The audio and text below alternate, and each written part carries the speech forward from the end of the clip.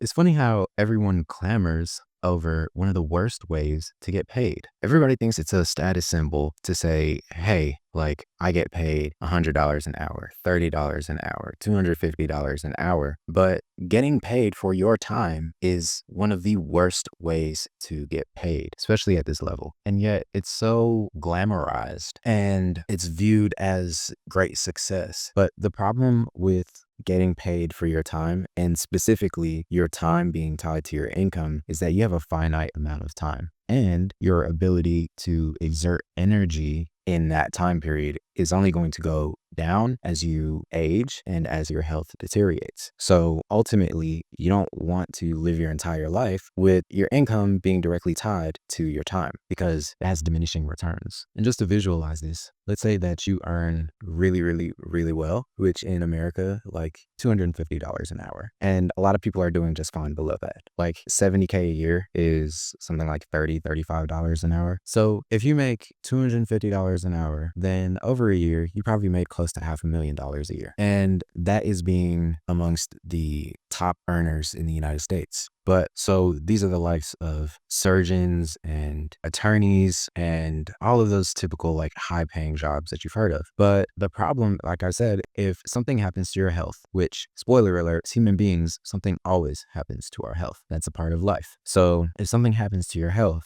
and you're unable to work as many hours, then what happens? Like your income goes down and it's constrained by how many hours you can work. Or let's say it's not even that deep and like you want to take extra time off. Well, you're going to have like savings for that time off, because like you're not generating any new income because you're not working. It's a fun flex to say, oh, I make this much an hour, and it's a good like marker for your career progress, but that's not what you want your relationship with your income to be. You don't want your money to come in only when you can sit behind the desk. You know what I mean? Only when you pick up your tools. It's a very entry level way of earning. And so you have to figure out how to break out of this cycle of getting paid for your time and instead get paid for something else. This is a big lesson that I used to get scolded for by my clients. And these are only the best of the best clients that are telling me this. So it's like 2-3 people were telling me this. They were like, Cody, you have to figure out how to get paid for something other than your time. Because as much as they appreciated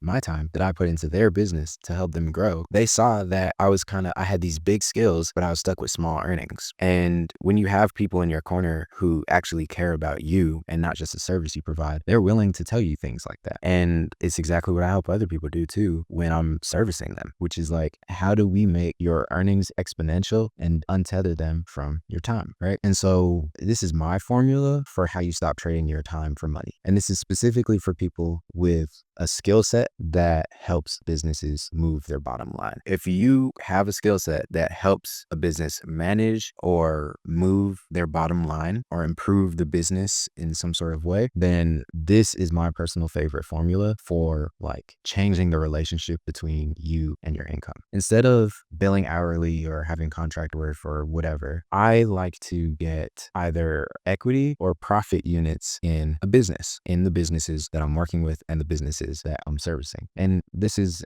kind of what it looks like. And this is like your first few clients. You might be still doing all the work yourself, but phase 2 and 3 and so on and so forth, the business that you're helping grows or increases its capacity. And now you're able to make that business self-sufficient. See, if it were the old way where you're just using your skills to service this business, either as an employee or a contractor, then you are responsible for housing the talent. It's like if you're an expert at accounting and you get hired on as an accountant, it's like you're responsible for choosing the bookkeeper. I don't know anything about accounting, so that may be wrong. It's two left shoes. But I know for me, if I get hired to do what I do, then let's say I get hired to do ads specifically. Like the person that's responsible for paying the media buyer is me. And then that media buyer services all of my clients. But in the new way, when you have profit units or equity in the businesses that you're helping, then you can use the profits from that business to hire their own media buyer. So you can build the business to be efficient without you confidently, because you're still getting paid part of the upside. See, when you're a contractor or an employee, you're not incentivized to replace yourself. Definitely not incentivized to replace yourself with better people. That's like the whole game is like, I gotta keep my job. And to keep your job, you have to be the best at what you do. First of all, all, not only is that exhausting because the standards for being the best are always changing, but second of all, it's like that's just so unscalable. And I'm not even talking about like servicing a large volume of clients, but like at a certain point, if you're doing your job really well and it's increasing the bottom line of this business, at a certain point, they're going to be a lot bigger than where they started off at. And they're going to be looking to be taken to that next level. And if everything is dependent on you and you've been unable to take them to that next level, they're going to go look for somebody else to replace you. It's natural and it's what they should do. I know it's easy to get in our feelings about it, but that's what they should do. They should be looking for people at every stage of their business who can help them move to the next desired stage. So it's better if you position yourself instead of across the table from them as a contractor, as like sitting next to them at the table as a business partner. And this way you can get other people to trade their time for money. You can salary other people, you can contract other people, and it will grow the overall business. And you get rewarded for replacing yourself with better people. And nobody balks at your involvement. Nobody sticks their nose up at it. At least nobody who's involved in making money. People on the sidelines might hate because they feel like, oh, you're not doing this, you're not doing that. It's like, yeah, that's because what we've built is a company and not a job. See, a company will service your clients. You own the company. But how most people are operating now is like the company is just you. And so like that's kind of like how you need to remove it. So that's how you break out of the cycle of just getting paid for your time, rather you start getting paid for your impact. And so I can be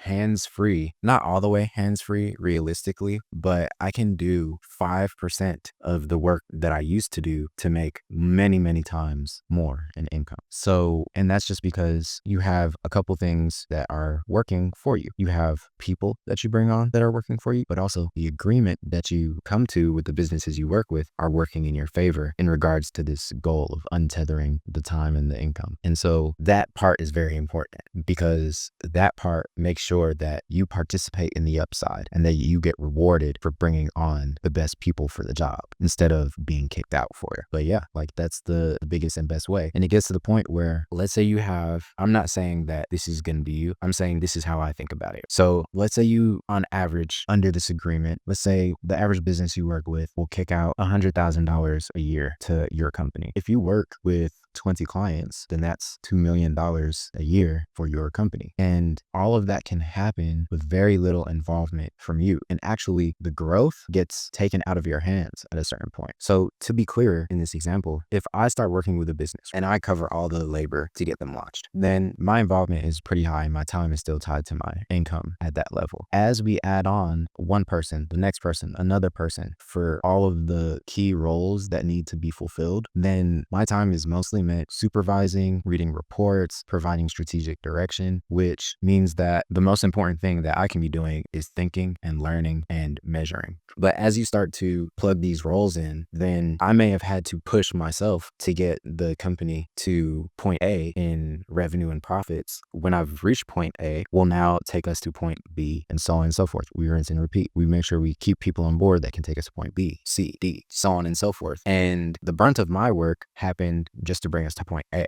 All the growth after that is not based on my time input. It's based on other people's time input. So that's the key. It's like replacing your time input with other people's time input when it economically makes sense to do so, so that you can grow the profits of the business without having to expend a proportionate amount of time to do so, or a proportionate amount of time in the business.